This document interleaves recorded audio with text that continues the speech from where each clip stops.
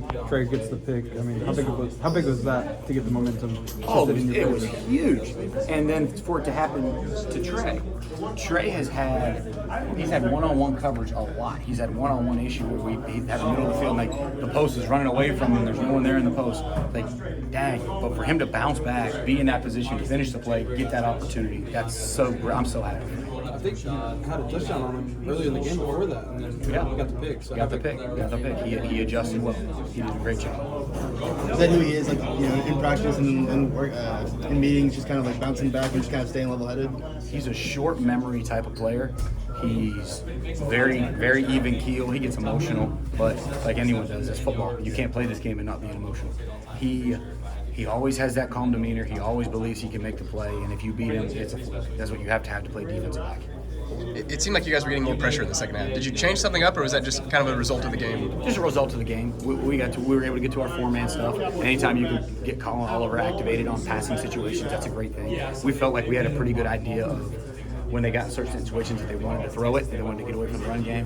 So we were able to activate Colin more or activate Xavier off the other side. And then once we got to third down, we can get our four best pass rushers out there, and it felt really good about what we were doing. How were you guys able to adjust at the half? It seemed like they got you pretty good in the first half, and then you guys settled things down like you have most of the year this month. Yeah, no, there's so much fight in our locker room. There's so much fight with our players. That's one of the best things about it. And what we did wasn't anything major schematically. Like I said, we had one adjustment to empty that we wanted to get implemented to make sure we were protecting the middle of the field. But other than that, the first touchdown they got was an empty. Okay, good job, good call from you. We had an answer, knew exactly what we wanted to do. The second one, they hit us on a 3rd and 4. And then they kept moving the football, and then they got us into a reverse throwback pass, and we were in man pressure. Good call. Hey, we have to play this better, but it wasn't anything where we looked at it and said, dang, we need to change everything. It was calm down, make your plays, and we walked in the locker room and we saw them. They all looked at it and came off the field like, we're fine, coach, we're good. I'm like, okay, well, let's do this and this and this, make sure we shore this up. Everyone good? All right, then I went back to the press box and got a water. I don't know what Nick Martin runs in the 40, but it seems like fast. Yeah, whenever he wants to get to the quarterback on a kind of delayed blitz, he's there. What does not only his instincts do, but that speed, what can that do for him? That speed makes it really fun. That's called our sniper technique. So he's not rushing until he's rushing. And having a guy like that, it makes life pretty fun, the way he plays the game. And the two linebackers lead you guys in sacks with CO and Nick there. I mean, is that something that you evaluated at the start of the season and said, we want these guys in that position, or did it just kind of work out that way? I think it just kind of, we knew what we wanted to call. We knew we were not going to completely abandon playing an even front and putting Colin Oliver on the line of scrimmage, because that's what he's done for 2 years. That's what he's had success with. So we knew that was still going to be a part of our game.